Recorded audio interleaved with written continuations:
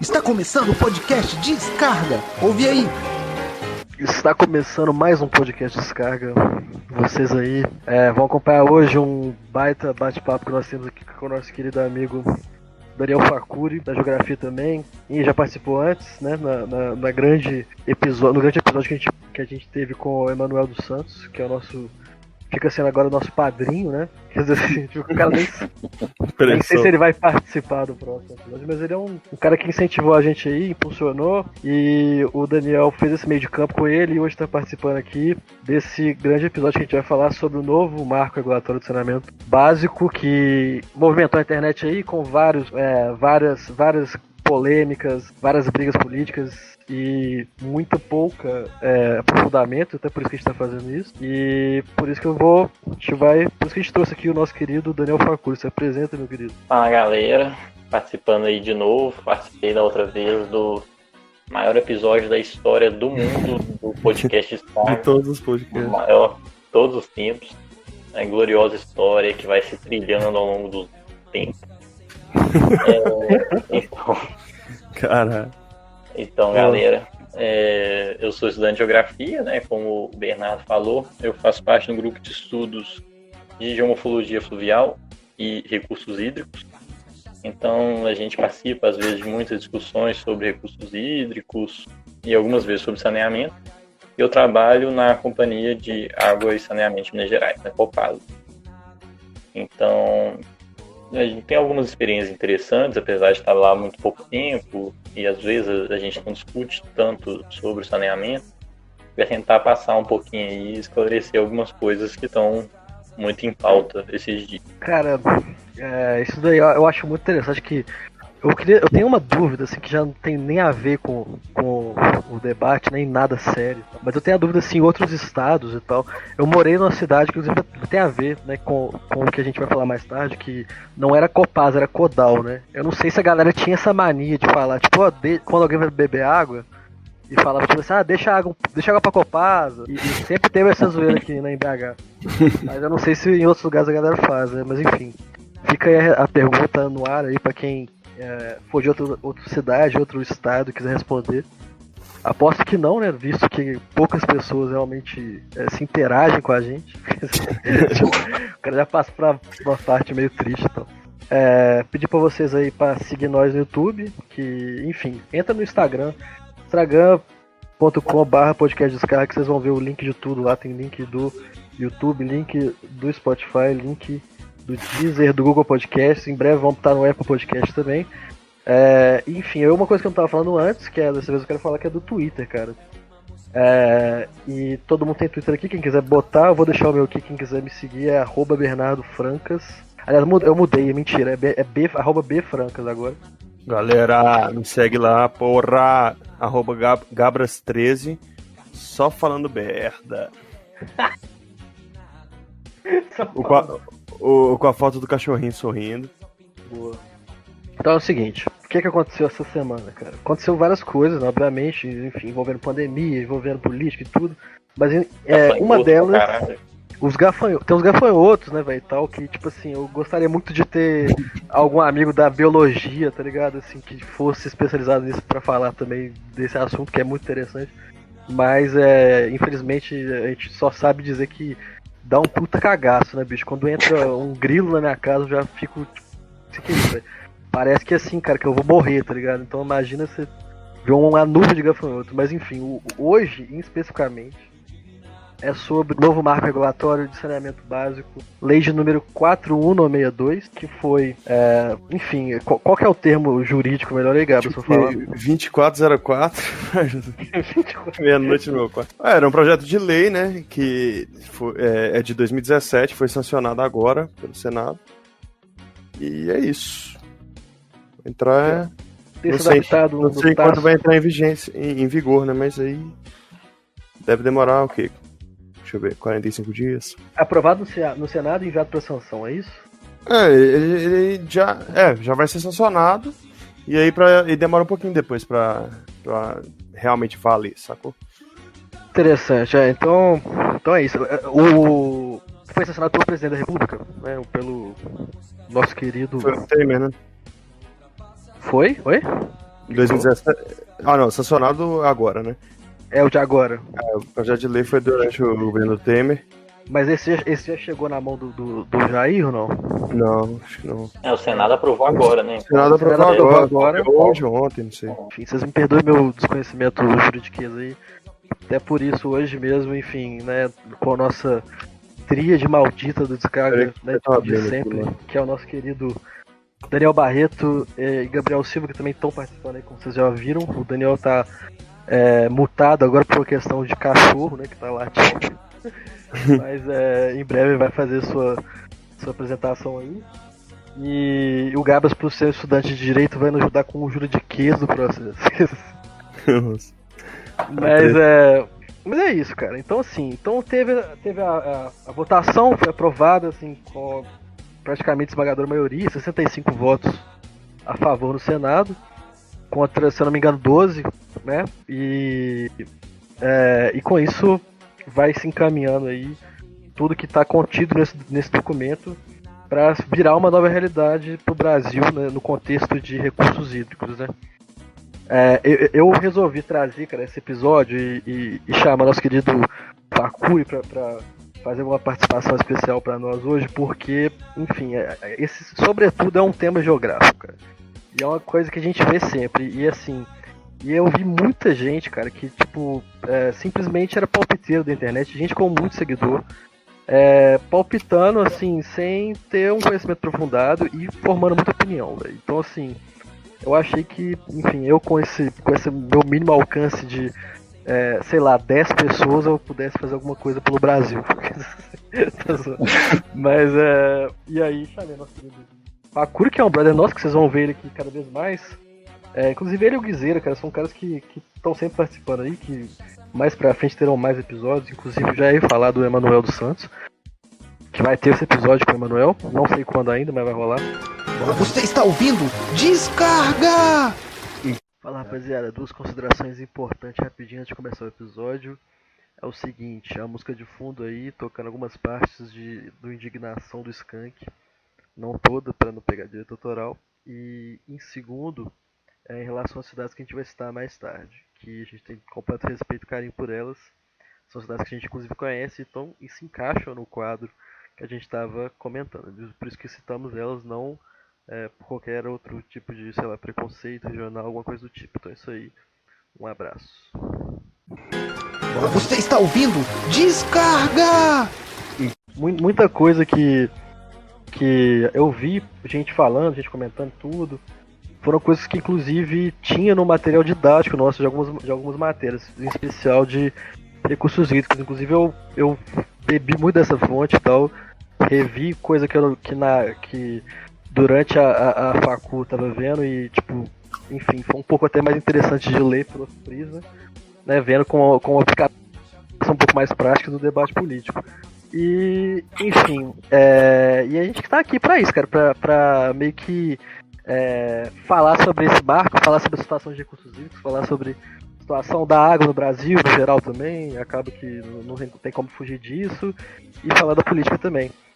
Ô, mano, tipo, o que eu vi, assim, foi bem de relance, assim, bem de leve, porque essa semana foi agitada, mas pelo que eu entendi, que vai mudar é o seguinte, mano. Não havia obrigação do município fazer a licitação se fosse para passar o serviço público para uma empresa pública do Estado, né? Isso não precisava da licitação. E agora, esse novo marco regulatório passa a obrigar qualquer município a fazer licitação para esse tipo de serviço. E o que a gente tá vendo muito de repercussão, né, é que, tipo assim, como tudo tá atualmente no Brasil, tá super polarizado, né? Então, ao mesmo tempo, quem é contra bate muito na tecla da privatização da água, que não vai adiantar nada. E quem é a favor fala que é 700 bilhões que vai ser investido em saneamento. Uhum. Enfim, e acho que hoje um pouco a gente vai discutir o quanto que desses argumentos é verídico, tanto que faz sentido, tanto que não. Enfim, é um tema muito complexo, né? Eu acho que vale salientar, né? Para quem não conhece, né? Para quem não está muito situado, que o Brasil ele tem uma legislação moderna, né? Que diz respeito à gestão das águas. Então, mas aí ainda tem esse desafio, né? Que vai além simplesmente da gestão das águas, né? Que já pode abarcar muitas outras coisas, como também abastecimento e tal, que é a questão do saneamento básico. Né? Mais ou menos cerca de metade aí da população brasileira não tem acesso a saneamento básico. Então é óbvio que isso daí uma hora ou outra viria à tona, né? Porque o país chegando já na terceira década aí do século e até hoje não fez algo muito grande nesse sentido, né? E claro que sempre que um serviço mais voltado para o público acaba não surtindo o efeito esperado, ele já começa a aventar a possibilidade aí de privatização, né? Então vamos começando. Bem lembrado aí, cara. É importante, né, realmente, a gente tá ressaltando que muita gente, que é uma das informações que eu mais vi, né, de alta relevância que estava sendo veiculada, que é, inclusive, correta e realmente deve ser de conhecimento de todo mundo, que é esses números aí, que são péssimos em relação a tratamento de esgoto e acesso à água. A gente pega esgoto tem... Em 2018 tinha 101 milhões sem acesso a esgoto. A água tinha cerca de 40 milhões sem acesso à água. Enfim, é muita gente, né? É muita gente mesmo, então, ou seja, é um tema que, e a gente vai até, né, ao longo da conversa falando sobre isso, que essa resolução, cara, desse problema que é tão grave e tudo, ele percorre as décadas aí, cara, enfim, desde que o Brasil é Brasil, esse problema existe, né, então. Isso existe no mundo também, alguns lugares já superaram, mas em especial os lugares mais pobres e desiguais, como o Brasil, ainda tem muito desse problema. Isso contribui para a proliferação de doenças. Inclusive, eu queria até, cara, que nosso querido oráculo aí do assunto, o Facurino, nos desse qual que é a sua melhor definição, cara, de saneamento básico aí. Exatamente, eu ia já falar disso, que eu acho que antes de começar ia ser bom a gente conceituar algumas coisas. Sim. A primeira delas é saneamento básico, né? E usando esse projeto de lei que está em pauta agora, ele define bem quadradinho o que é o saneamento básico. Então, o saneamento ele consiste em 4 serviços principais: de abastecimento de água, de coleta e tratamento de esgotamento sanitário, né? Serviço de drenagem pluvial e controle de cheias. Então, quando tem que fazer, impedir que o rio continue transbordando ou que se deixe de ter acumulação de água em algum local. Então, é dar vazão para a água. E o serviço de limpeza urbana. Então, eu acho que a primeira coisa a gente tem que deixar claro que são esses serviços. Quem está incumbido de fazer esse serviço? Desde a Constituição de 88, que a gente tem uma tendência de você ter uma descentralização do serviço. Então, muita coisa vai sendo passada para o município, inclusive o saneamento. O saneamento básico hoje, ele desde 88, né, o responsável por ele é o município. E o que o município costuma fazer? E o que ele pode fazer? Ele pode fazer ou ele mesmo assume e faz o saneamento, ou ele cria uma autarquia municipal, que funciona um pouco como uma empresa. Normalmente em Minas Gerais tem um serviço, se chama SAI de cada município, que é serviço de água, de abastecimento de água, esgoto, uma coisa assim. Tem vários municípios que tem. Ele pode passar para uma companhia estadual. Em Minas Gerais, por exemplo, a gente tem a Copasa, que é a maior companhia do estado, ou ele pode abrir uma licitação para abrir para uma empresa privada. Por exemplo, hoje a gente tem municípios como, por exemplo, Pará de Minas, aqui perto. Tem uma empresa que chama Águas do Brasil, que lá eles colocaram águas de Pará de Minas. Então é isso. Então, hoje o município tem total responsabilidade disso e ele meio que escolhe ou faz uma licitação de para quem ele vai passar esse serviço. E qual grau de autonomia ele vai dar. Pegando o gancho aí que o Facuri já introduziu aí, toda essa questão que envolve, como ele mesmo me definiu, o robusto sistema que envolve toda essa regulação, né, que envolve os recursos hídricos. E por que você tem esse movimento de descentralização, né, a partir da Constituição de 88? Justamente porque boa parte dessa regulamentação veio na ditadura militar, cara. Inclusive, a boa parte desse marco regulatório mexe em coisas que foram definidas ali na ditadura militar. Com a redemocratização, naturalmente, em vários outros aspectos, né, que envolvem a sociedade brasileira, enfim, as regulamentações foram indo para esse sentido de descentralização. E que também vai corroborar também, não necessariamente tem a ver, mas assim, também está atrelado nesse contexto, que é de desregulamentação e de liberalização, cara, que é basicamente o seguinte: você ter mais acesso da iniciativa privada, né? Mas só uma observação que o Facuri estava falando aí, que deu muita autonomia aos municípios e tal, é porque tipo, a União talvez ela não ia conseguir, tipo, regulamentar tudo isso, porque tem muitas peculiaridades, assim, de lugar para lugar, sabe? Tipo, a lei tentou fazer isso, né? A Constituição. Tipo, São Paulo não enfrenta o mesmo problema que, sei lá, Rio de Janeiro, que qualquer outro estado aí do Brasil, Fraga. São peculiaridades, e os municípios principalmente, velho. Exatamente.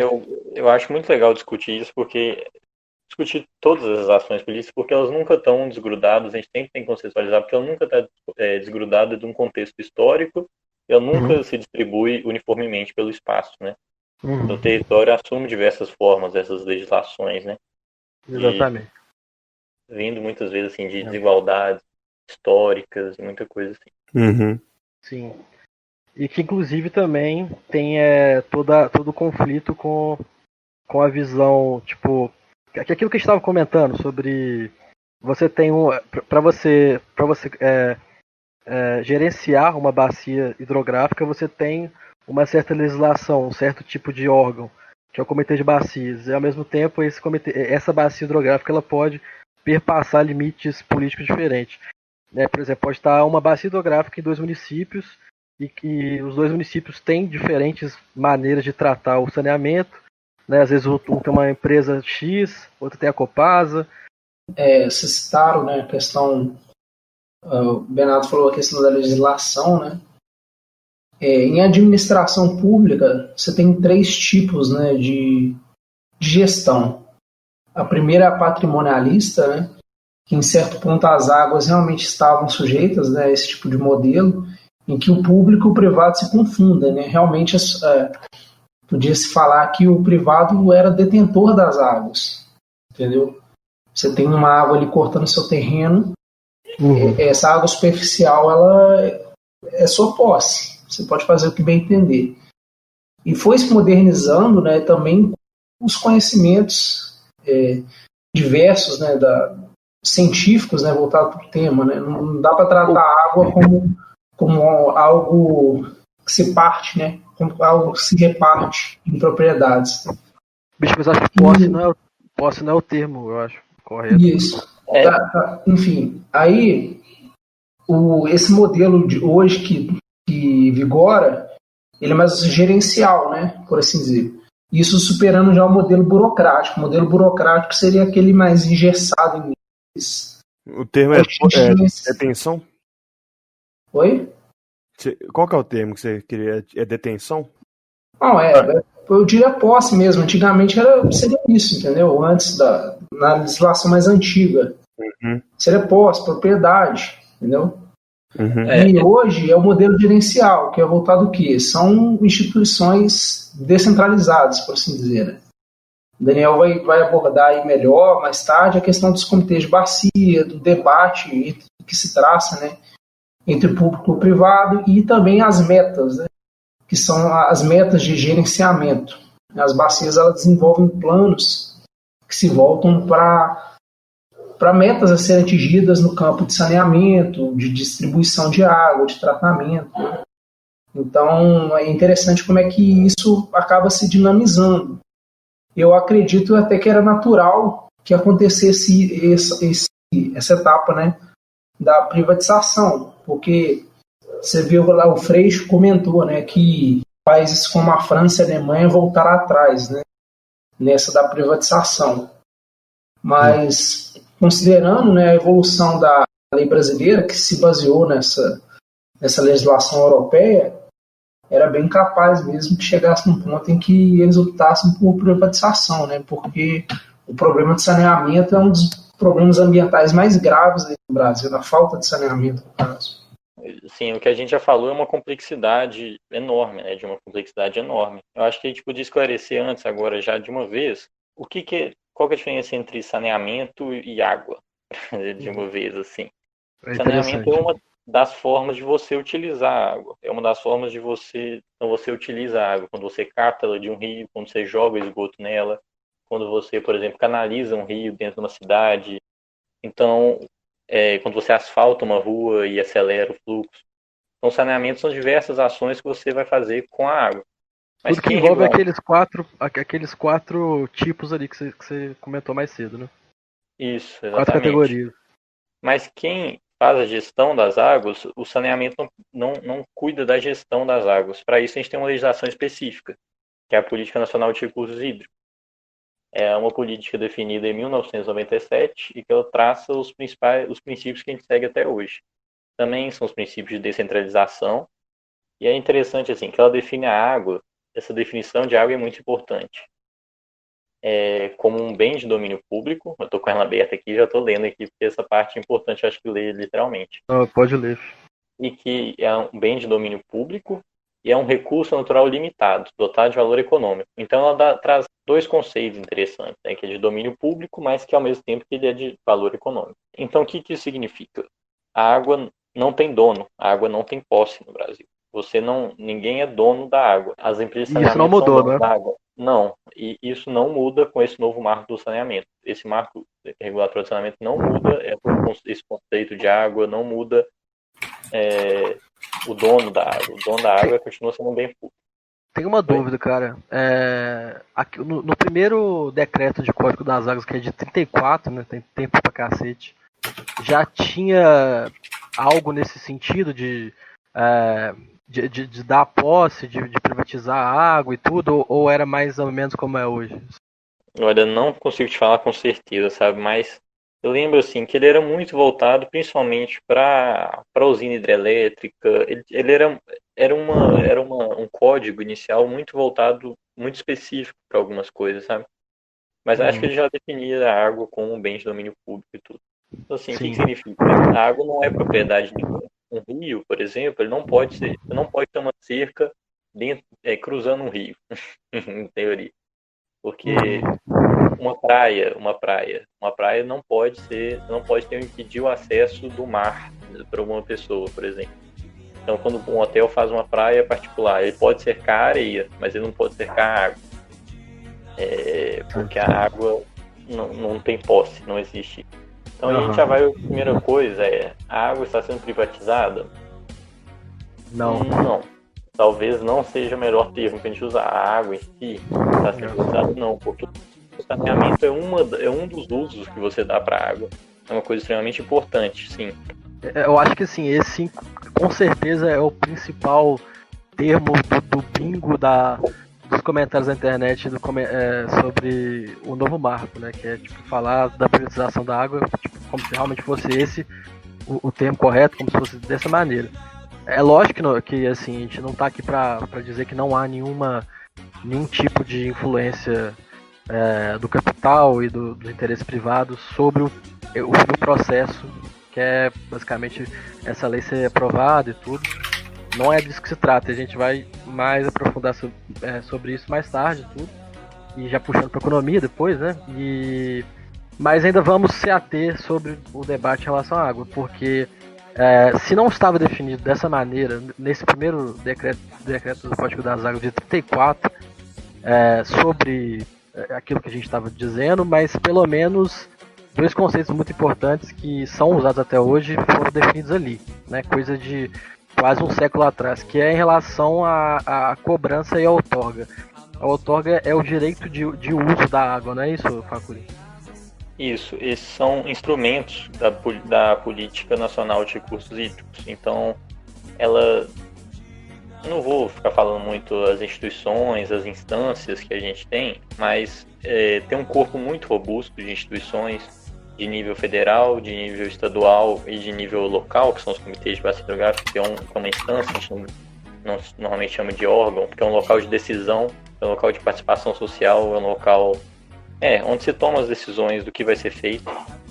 E, enfim, dependendo do rio de onde você tirar água, do curso da água e tudo, você vai precisar de uma outorga, que é uma concessão que o Estado te dá para você usar aquela água. Então, veja bem, o Estado não está te dando a água, ele está te dando a possibilidade de você usar aquela água por um tempo definido, uma quantidade definida, que vai estar no papel e tudo aquilo.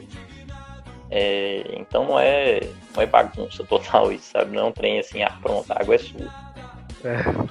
Apesar de que Brasil as coisas acabam indo pro caminho. Isso é a lei, isso, a realidade é muito diferente, né? Isso é a lei. Exatamente. E a cobrança é um outro instrumento também, e que ele vem junto com a outorga, só que nem sempre você tem a cobrança.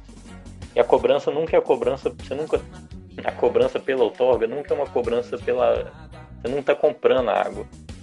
Esse pagamento que você está fazendo é para, como posso dizer, para melhora de qualidade ambiental. Aqui está falando na política. O objetivo é reconhecer a água como bem econômico, apesar de não ser uma posse, e dar uma indicação do seu real valor, incentivar a racionalização do uso da água e obter recursos financeiros para o financiamento de programas e intervenções contemplados nos planos de recursos hídricos. Inclusive, pode terminar. Pode falar. Não, é só falar que a água... É que eu ia falar que, inclusive, uma das progressizações boas que eu vi era em relação justamente a talvez assim ter uma regulamentação maior ou então ter uma fiscalização maior nessa questão que envolve a cobrança, né? Porque a gente sabe que, enfim, né, sei lá, são provavelmente na casa dos milhares de empresas que utilizam a água como outorga, obviamente, e muitas delas não pagam, né, não tem essa cobrança efetuada. Ou seja, elas estão usando do bem de domínio público sem beneficiar o Estado em nada em relação a isso. É uma das coisas que, inclusive, dificulta todo o processo de gerenciamento do saneamento básico e da qualidade das águas no geral. Essa realmente é uma reivindicação que eu vi que é muito interessante. Mas como assim você beneficiar o Estado? Cara, ou seja, eles têm a outorga, né, eles utilizam a água sem serem cobrados, né, eles não pagam nada ao Estado, está usando a água, tipo assim. Não, sim, mas a ideia de uma concessão, por exemplo, tipo prestar o serviço pelo Estado, falar tipo assim, o Estado não vai ganhar dinheiro em cima disso, mas também o serviço é bem prestado, porque a finalidade do Estado não é o dinheiro, sacou? Sim, mas nesse caso não é de um serviço para bem público, é um serviço, por exemplo, você usar água para lavar minério, usar água para hidrelétrica. Pode ser. Eu não sei até qual ponto que não é cobrado, assim, aí eu não sei também dar um exemplo específico. Mas a gente sabe que o Brasil pode ter muito exemplo aí, cara. Tem que realmente ir atrás e pesquisar. E só de não ser um negócio assim que, putz, o cara não tá fazendo isso, é crime. Só de não ser isso, você já pode saber que a galera deve estar fazendo a rua. E o que define a cobrança é o Comitê de Bacia Hidrográfica. Ele que define se você vai ter cobrança naquela bacia pela outorga ou não. E muitas vezes também o município, às vezes, paga quando é para uma empresa. O que a gente fala muitas vezes é de guerra dos lugares, assim, são os diferentes municípios tentando atrair empresas. E o município vende a alma dele pro capeta para conseguir que uma empresa vá para lá. Ele faz de tudo, ele faz dá isenção fiscal, traz energia elétrica, traz água, coloca a pista, coloca asfalto, faz terraplanagem, faz o cara A4 para uma empresa vir pro município. Então, muitas vezes, assim, às vezes a empresa não paga por causa disso, porque você tem um envolvimento grande do município nisso, ou do e depois ainda faz a publicidade, já trouxemos sei lá quantos investimentos para o município, sabe? Acho que a gente tem que só esclarecer um pouco essa relação entre o saneamento e a política de recursos hídricos que a gente falou. Então, uma empresa de saneamento, a Copasa, ela quer captar água de um rio. Ela também precisa de passar pelo processo de outorga, ela também precisa de uma outorga que tem uma validade fixa, que varia, às vezes 5, 10, acho que o limite máximo é 25 ou 30 anos. Então, o saneamento entra aí, sabe? Então, sim, você tem um corpo muito robusto para tratar de recursos hídricos que vai além dessas empresas de saneamento, entende? Então é um buraco um pouco mais embaixo ainda sobre privatizar água ou não privatizar água. E você ainda tem muitas instâncias, muitas instituições que ainda trabalham com do Estado, né? O Estado muitas vezes é controverso, né? Isso que eu acho muito interessante, né? Diversas instituições, a gente viu um Ministério da Saúde que hoje está trabalhando para passar boiado, literalmente, né? Como o cara disse. O Barreto até falou essa, cara, na última, falou que era o Ministério do Deflorestamento, né, velho? É isso, velho. A gente tem muitas contradições, né, deles. E é pra isso, cara. Já, enfim, tem algo mais a dizer sobre a água em específico ou não? Porque eu quero só falar da lei agora, que mudou. Não, acho que a gente pode passar pra lei agora. Muito tempo já. Cara, então é o seguinte, então a gente vai falar o que mudou na lei, cara. O que realmente mudou. Enfim, não dá pra falar de tudo, são, se não me engano, 26 artigos e tal, mas a gente vai falar dos mais importantes e tudo. Eu vou em ordem, né, de importância, assim, pelo menos do que eu achei, e aí se vocês quiserem mudar isso, fiquem à vontade, mas primeiramente falar da ANA, né, que é a Agência Nacional de Águas, assim como tem a ANAC, né, pra quem conhece a Agência Nacional de Aviação Civil, tem a ANA também, que é só a Agência Nacional de Águas, que ela, a partir desse marco regulatório, vai ter mais funções, ela vai, enfim, se inflar de funções e designações que tem a ver com as próximas medidas importantes, né? Então, assim, você pode ir. A ANA vai começar a regulamentar diversas normas sobre o saneamento no Brasil, sendo que ela não tinha. A ANA é uma entidade federal da Política Nacional de Recursos Hídricos, que a gente acabou de falar. Uhum. Ela agora foi dada uma série de obrigações para elas a respeito do saneamento, da regulação do saneamento. E antes você não tinha um órgão federal. Você tinha, por exemplo, aqui a gente tem a ARSAE, que é uma agência reguladora estadual que define alguns princípios. E, enfim, se você ler o marco, ele é bonitinho. Ele fala lá sobre reuso de água, desenvolvimento sustentável, preservação de bacia hidrográfica. É bonitinho. Uhum. Mas na ótica que eu vi, assim, cara, me parece muito dessa ANA tá se mudando para receber, né, justamente essa nova nova forma de exatamente para justamente regular, né, como vai ser, pelo menos a teoria, né, regular essas novas licitações aí, né, que as novas outorgas para saneamento básico dos municípios que vão eventualmente aí passar por novas licitações que vai chegar, né, no ponto principal que a gente vai falar. Pode ser já isso agora, né? Vamos falar então desse ponto que é o crucial aí, cara, que é sobre... pode só adicionar uma coisa antes? Foi mal, mas só falando assim, que a ANA, no corpo dela, os 5 dirigentes principais da ANA são indicados pelo presidente da República. Então, gente, a gente sabe que a gente tem um presidente muito técnico, que é contra o viés ideológico em tudo. Ele preza pela multilateralidade, pela conversa e pelo diálogo, né? Ainda bem que... Com certeza vai ser tipo, né, velho? A gente sabe qual que é o nível da galera. É o Ernesto, a Damares, a Traub. Já a pessoa se chama a Damares dos recursos hídricos, mano. Que interessante.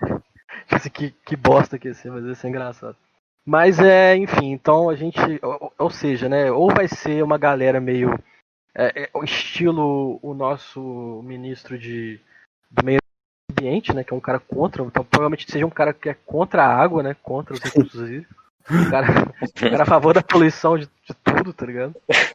Então, ou seja, tem coisa aí, cara. É esse que é o ponto. Eu tinha me esquecido disso. O Facuri bem lembrado, cara. Então, vamos ao ponto crucial, que é justamente essa questão, cara, que eu quero, inclusive, né, que do juridiquês aí, nosso querido Gabriel fale um pouco o que é licitação pra ele, cara, se ele quiser.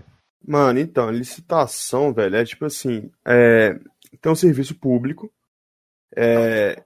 quem que é o titular do serviço público? Poder público, sacou? o poder público ele passa o exercício desse serviço público para uma empresa, para uma empresa privada e tal, para realizar essa atividade, porque ele não está conseguindo cumprir e tal, está sem grana, etc. Então a ideia isso é uma concessão ou permissão. A licitação é o processo que você vai passar esse exercício para alguma empresa, sacou? Então você vai fazer tipo uma concorrência, ver qual empresa está mais apta a prestar o serviço público e tal, e aí ver o que fica mais barato e melhor, assim, para cada caso, sacou? Então essa é uma grande mudança aí que vai ter, cara.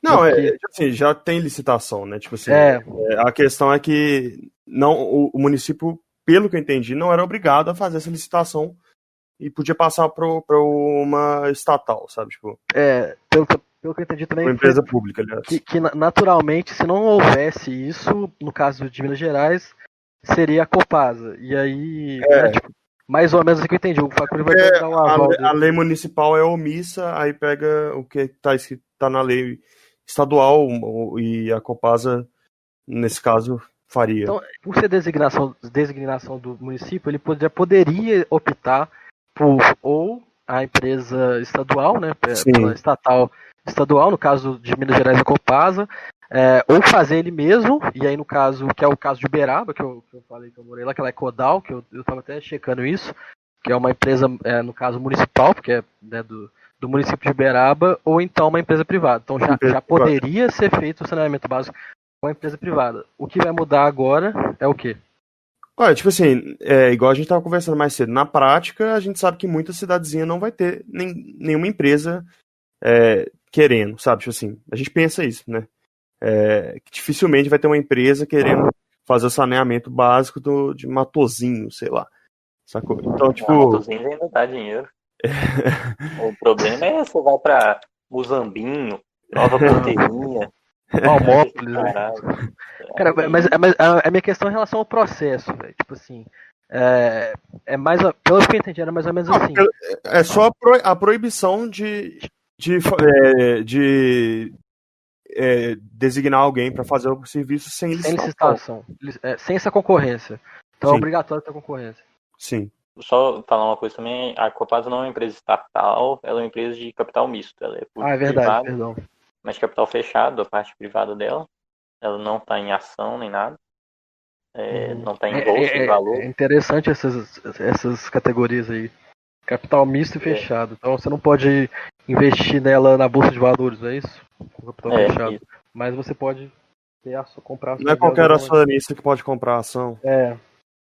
Tem um grupo definido já. Ou o município poderia escolher, por exemplo, municípios médios fazem isso muito. Então, Juiz de Fora, Sete Lagoas, tem autarquias ou empresas municipais, ou empresas, alguma coisa assim que fazem o saneamento.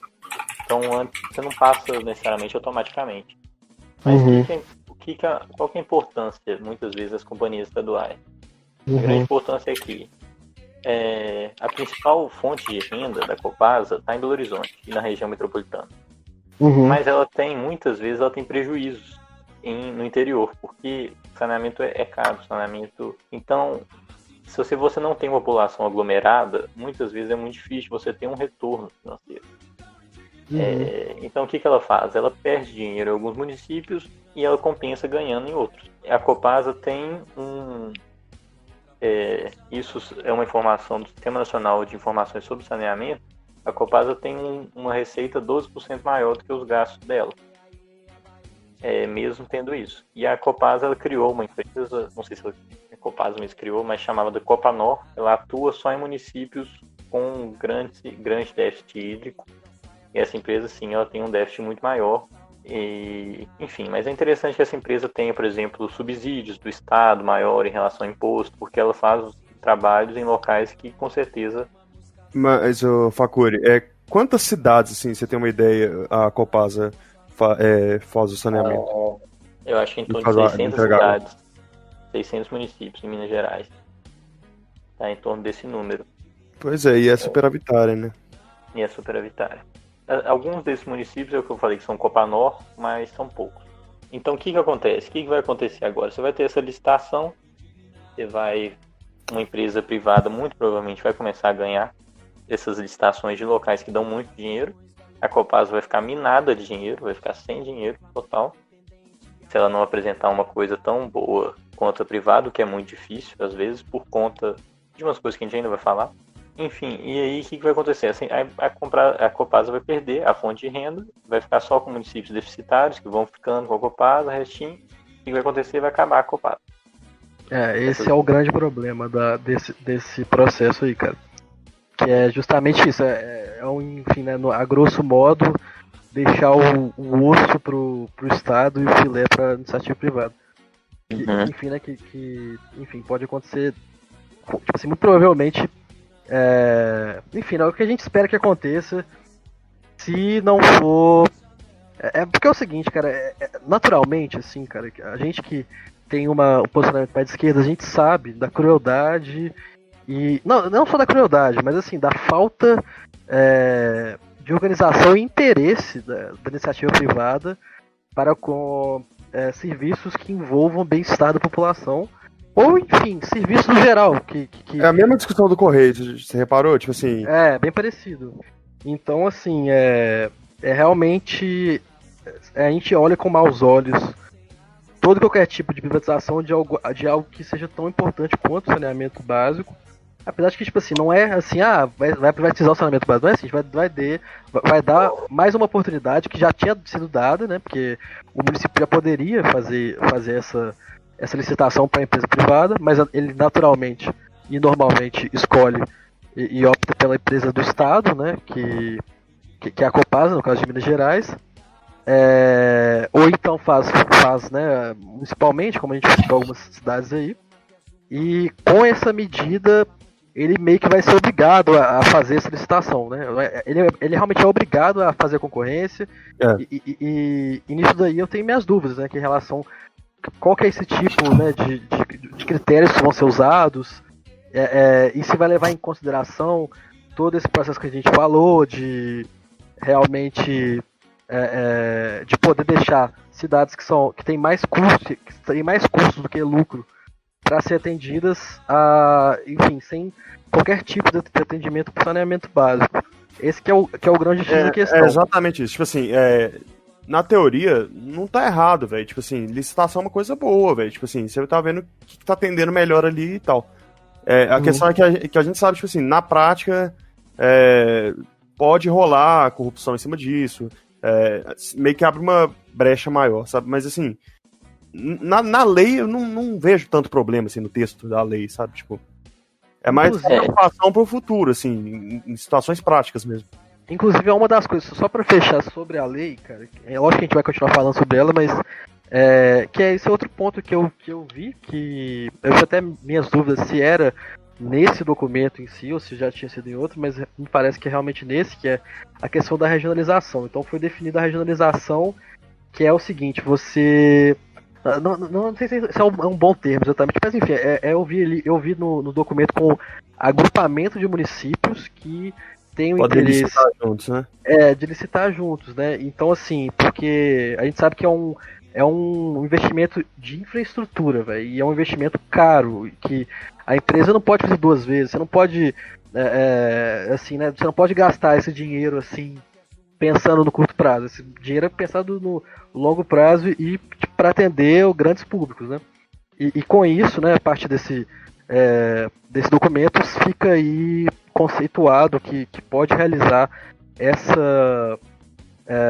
enfim, né, realizar essa competição entre empresas e entre empresas privadas e estatais para realizar o saneamento em agrupamentos de cidades, né? E aí o que parece que é outra coisa que realmente é bonito, né? Tipo assim, no papel é bonito. Eu só não sei a partir de que ponto que isso pode ser praticado. É realmente uma proposta legal, assim, que a gente olha e fala assim, não tem o que falar, que realmente já poderia ser assim, né, e tal. Mas a gente sabe que tem coisas que realmente, porque é o seguinte, tem coisas no documento que são coisas que vão piorar, assim, né, que podem piorar, no caso, eu não vou falar que vão, porque seria muito pretensioso. Tem coisas que a gente pode ver que não vai mudar muita coisa, e tem coisas, assim, que a gente pode ver que muito provavelmente não vai mudar. assim, né? Por mais que esteja lá. Pelo que o Facori falou, aqui em Minas Gerais, eu acho que a situação mudaria muito pouco, né? Então assim. Você tem a Copasa, que é superavitária, que atende boa parte dos municípios e tá dando certo, assim, sabe? Tipo, Porque é o seguinte, né? O negócio da privatização da Copasa já é outro debate também, que eu estava falando. Pode ser que aconteça, mas esse documento não vai nessa intenção. Mas, analisando o retrospecto histórico de todos os documentos que foram publicados ao longo, né, dessas últimas décadas aí, em relação aos recursos hídricos, é mais um documento que vai na direção da participação da iniciativa privada maior. Não é nem, igual eu estava falando, não é nem o maior passo. Não é nem o maior passo, nem o mais importante, mas é mais uma inclinação. Não, rapidinho, então. Só falando, a gente no começo do ano teve já esse debate a respeito da privatização da SEDAI, né? Companhia, se eu não me engano, do município do Rio, né?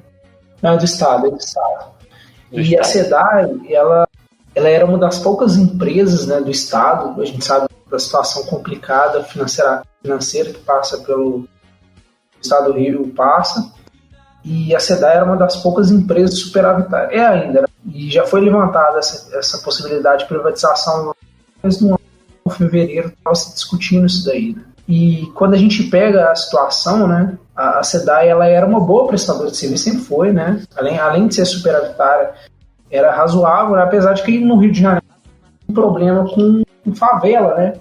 A região metropolitana do Rio, para a gente ter uma ideia, tem uma população muito maior que de BH, né? Então, só ali concentra, né, muito favela, e o trabalho de saneamento aí é muito complicado, né? Fora que já tem a questão de serem muitos municípios costeiros, né? E aí já envolve algo que pra gente já não é realidade, né? Que eles já vão tratar logo da questão de usar o mar, o saneamento. Com essa coisa que levantaram, né, de privatizar a SEDAI, o que precedeu, né, esse debate foi logo quando o Witzel ele trocou, né, o pessoal que estava mais responsável pela parte técnica da SEDAI, pelo oferecimento de serviço, por indicação política, né, relacionada ali ao pastor Everaldo. Então, assim, tem uma causa genética aí nesse problema que teve lá no começo do ano com a qualidade da água pela SEDAI, que foi justamente essa indicação política. Então, isso é algo que é possível, né, de causar quando você está tratando de gestão. A gente está vivendo isso já como vocês já comentaram, do governo federal. Então, tem esse problema, né, que já é um agravante com relação ao serviço público. E uma gestão que prejudica, né, um caso já é suficiente para eles colocarem como certo, né, a questão da privatização. Mas continuando um pouco, assim, por que então, entrando agora no argumento de quem é a favor cegamente do marco regulatório? Muita gente que é a favor está falando, nesses comentários de internet, site, fala, vai atrair 700 bilhões, se apoiando muito na meta que esse marco coloca, que é uma meta super ousada, que é 99% da população tem abastecimento de água e 90% tem abastecimento de esgoto até 2033. Ou seja, 13 anos para... Nossa, é muita coisa. Para você fornecer assim, água para 30 milhões.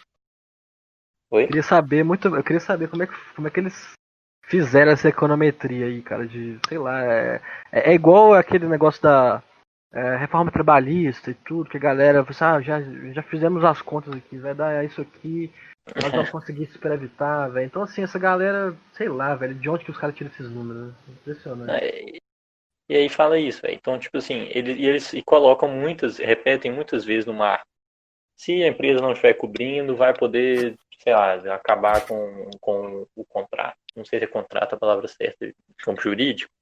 Mas, tipo assim, você vai poder terminar a relação entre a empresa e o município.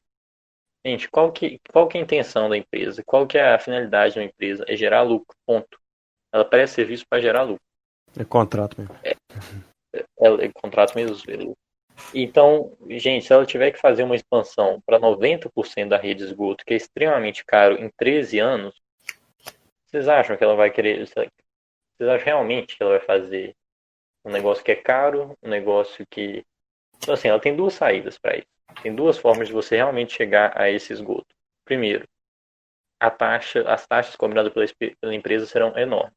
Ou seja, a população vai ter que pagar muita coisa. Aí já prevém no marco regulatório subsídio para a população mais pobre. E esse subsídio para a população mais pobre junta com a segunda saída, que não, além da cobrança da população, que é investimento do Estado. Diretamente, financiamento, etc. Ou seja, quem vai pagar o subsídio vai ser o Estado. Então, assim, é uma balela que isso você vai tirar das costas do Estado, o dever, uma conta absurda. É mentira, por quê? Porque o Estado vai ter que entrar com o dinheiro em algum momento. E esse dinheiro vai voltar para as empresas, como lucro para as empresas, no final das contas. Então é o cerne do ideal, uma ideia neoliberal, né? É muito papo furado, cara, que os caras usam. E assim, de alguma forma consegue angariar uma legião aí de defensores. É impressionante. Tem uma galera que, tipo assim, a galera, tipo assim, não, tem que privatizar tudo mesmo. Geralmente assim, né? É raro você ver alguém assim que não é privilegiado na vida, né? Porque você realmente acha que as coisas não. Ou o cara realmente é mal intencionado, ou o cara realmente é extremamente ingênuo, ou é burro, enfim, alguma coisa tá relacionada a quem defende esse tipo de coisa, velho. Porque é impressionante, bicho. Só você vê ele, anda na rua. Se você anda na rua, você já vai ter um pouco de conhecimento, tipo assim, em relação a isso, né? Mas enfim. Assim, então, Ô Bernardo, e só esse ponto de um breve comentário também, é que é como, tipo assim, as pessoas esquecem que o Estado ele é capaz de sofrer risco, né? Correr risco. As empresas não vão estar interessadas em... Que nem o Facur brincou aí, citou um município que seria totalmente... só causaria prejuízo se investir em saneamento por lá, né? Então, o Estado que vai conseguir levar o saneamento nos rincões desse país aí. Da mesma forma que o Estado que auxiliou aquele programa Luz para Todos, né? Você está ouvindo? Descarga! Com a larga votação, a larga vitória que teve, né, esse marco, enfim, 65 votos, teve uma briga, né, que para quem está acompanhando sabe que essa briga é praticamente diária, né, entre as esquerdas, né, e tudo. E um dos maiores acusações que rola é, tipo, um falar que o outro não é esquerda, e o outro falar que o outro não é esquerda, e ficar nessa lenga-lenga, tipo, até o fim. E assim, a gente sabe que os dois têm motivos, assim, né, acaba que o pessoal, realmente, a galera do PT tem motivo pra falar que o PDT não é tão esquerda assim, do mesmo jeito que o PDT também tem motivo pra falar que o PT não é tão esquerda assim. O PT teve, enfim, foram 13 anos de governo até o golpe, e tipo assim, e realmente das medidas consideradas de esquerda, a gente pode citar, né, até nos dedos, assim, não são tantas, mas algumas foram muito importantes, geraram muita coisa, geraram um debate que é muito importante, então tem muita gente que é grata ao partido por isso. E não governou sozinho, governou também com a gente do PDT e tudo, e a discussão ficou nessa aí, de dizer porque o Cid Gomes votou, e a gente que vai tentar até não ser meio clubista, apesar da galera ser meio tendência ao cirismo aqui, tá ligado? Mas, enfim, que o Cid Gomes é um neoliberal e tudo, assim, por ter votado.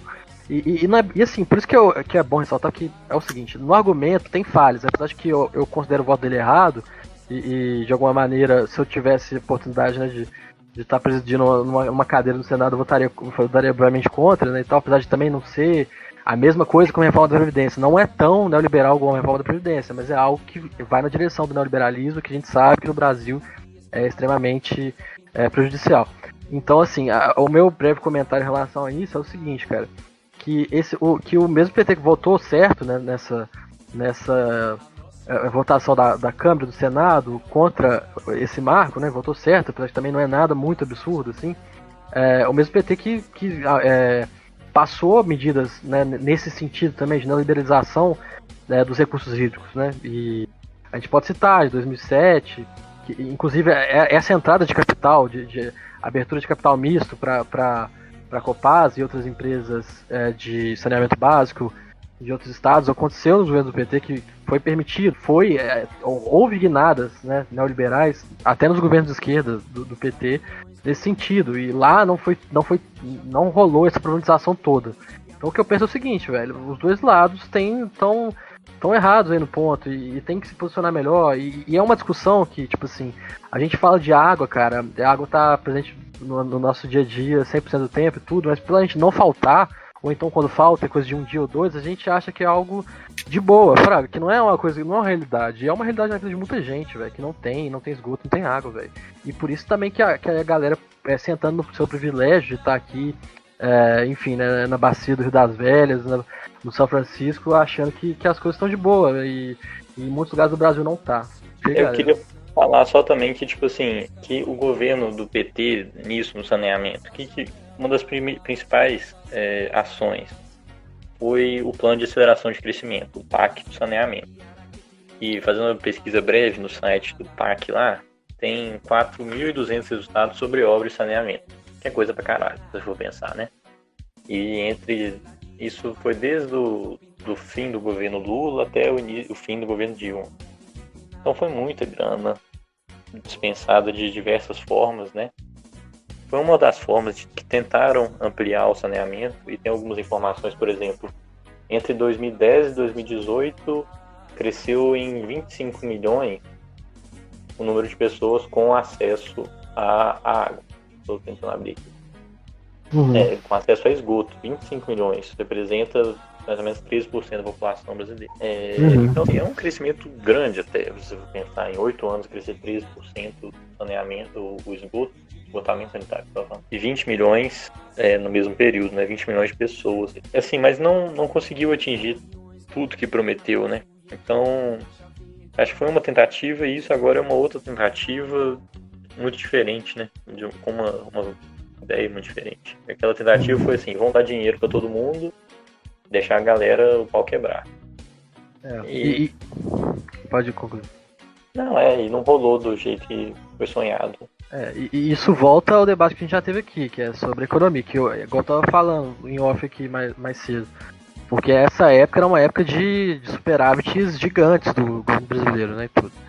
Era uma época que o preço das commodities eram muito mais elevadas, a balança comercial era muito mais favorável e permitia-se que o Estado investisse pesado e tal. Inclusive, em alguns momentos, igual a gente comentou aqui, segurou-se essa grana, né, e tal, para uma ordem, uma bênção à teoria quantitativa da moeda, que é do neoliberalismo, né, e enfim, por conta disso, não só por conta disso, né, e tal, enfim, vários economistas vão dizer que é por conta disso exatamente, mas a realidade hoje é exatamente oposta. Hoje a gente está em um estado deficitário que aumenta o déficit cada vez que passa, cada ano que passa aumenta o déficit, e o problema econômico nosso é crônico, já são quase uma década aí, cara, de recessão, ou então de crescimentos inúteis e tal, né, para a demanda brasileira, e que a gente não tem, né, então a gente tem essa dificuldade, né, de grana para investir. Mas aí você pensa assim, não, então tá tudo bem não investir,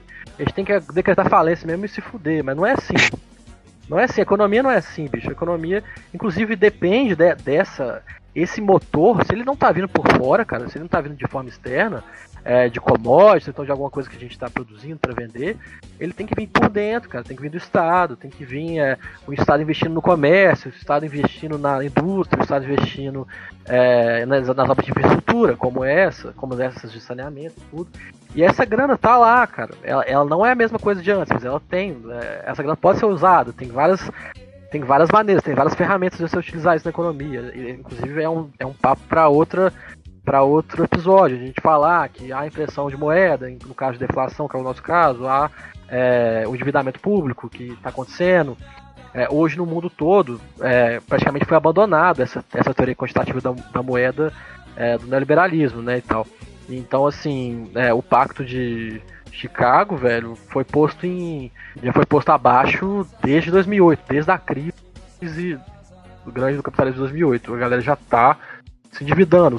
Os estados no mundo estão se endividando em massa, cara. Se você for olhar, são poucos estados que são superavitários, véio, porque a galera quer realmente ter bem-estar, velho. Ou então, tipo assim, pelo menos não ficar no ócio da recessão, igual a gente tá há anos, né?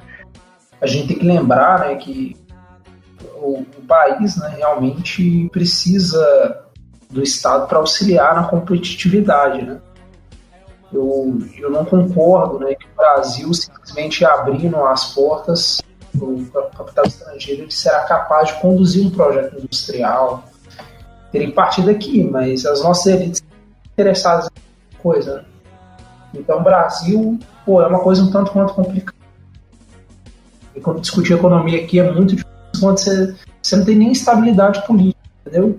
Não tem nenhum amplo debate. Impeachment, logo depois impeachment é um governo que atenta contra a democracia, então não tem nada, não tem nada que é discutido muito francamente. Não existe esse debate entre liberal e mentista aqui no Brasil, porque o governo ele quer impor as coisas à força, né? Praticamente. Até o Maia, recentemente o Maia fez um comentário falando sobre a necessidade da indústria no Brasil. Ele mesmo chegou a criticar só as reformas, né? Porque está sendo todo ano isso. É reforma. Não, depois dessa reforma, 1 milhão de empregos. Depois dessa reforma, vai fazer quantas reformas mais? Os resultados não estão vindo. Pois é. Esse marco entra para essa cadeia de reformas aí também, né? Porque os caras já falaram que vão ser bilhões, né? Centenas de bilhões. Com certeza eles estão contando com esse dinheiro aí. Eu só queria falar um pouco de algumas experiências que eu tenho na Copasa, para passar um pouquinho, né? Eu trabalho na parte de meio ambiente, na Copasa, dentro de um programa que chama Pro Mananciais, que é um programa da Copasa de proteção de mananciais. Mananciais são cursos d'água onde você capta água para alguma atividade econômica.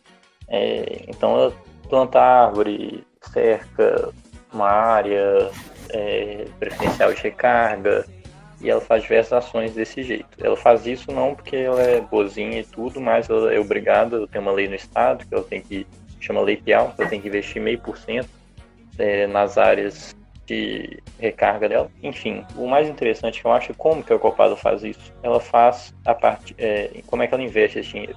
Ela investe nesse programa, que é um programa que cada município em que ele é colocado, instalado, ele cria um coletivo de meio ambiente que conta com a participação da sociedade e de diversos representantes de diversas instituições, diversos coletivos. E esses coletivos vão tomar as decisões do que vai ser feito por esse comércio, dentro de um hall de opções, né? Enfim, aí você se pergunta, não sendo uma obrigação, e aí você tem todo um papel da empresa, da Copasa, como assim, uma formadora de pessoas, com uma formadora num significado diferente em relações de homem e meio ambiente, de relação do homem com a água. E o que eu pergunto é, quando que uma empresa privada vai ter essa preocupação, sabe? Eu digo assim, não só a Copasa é boazinha e faz isso porque ela tem bom coração, tudo. Mas é um programa pensado, é um programa estruturado, porque tem pessoas boas lá dentro, boas eu digo assim, com boas serviços, não boas julgamento de moral. Enfim, é só isso que eu queria deixar pro final, e isso só é possível também por conta da gama de municípios que a Copasa atende.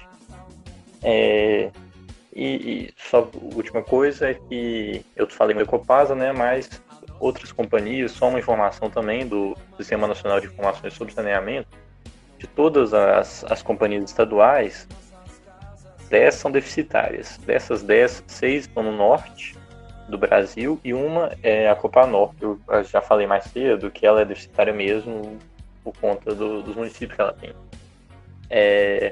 Enfim, e sobre a questão do saneamento do norte, é uma outra complexidade absurda que a gente tem. Imagina, gente, norte é a região com mais, não sei se com mais, mas talvez relativamente é com mais municípios que tem captação subsuperficial. Com aquele tanto de água superficial, eles captam água de poço. O que é bizarro, né? Enfim, eu só digo isso. Paradoxo geográfico, né, cara? Eu não estudei tanto as questões de saneamento no norte, mas lá é uma das regiões mais carentes nesse sentido. Talvez a mais carente. E, enfim, não é tão fácil assim de falar que é deficitária porque é ruim, porque é mal gerida. E é isso. Só meio que tentando responder a sua pergunta, né? Qual empresa que faria isso? E aí, só pra galera também ver que isso aqui também não é um ode à nacionalização e estatização de todos os serviços e recursos. Não é nem isso, cara. A gente só conhece a realidade do país que a gente vive. A única maneira de um negócio desse dar certo seria justamente com se a ANA, que é a Agência Nacional das Águas, realmente fosse fiscalizar. A gente sabe que as coisas aqui têm esse problema. Quando vai para esse sentido de ser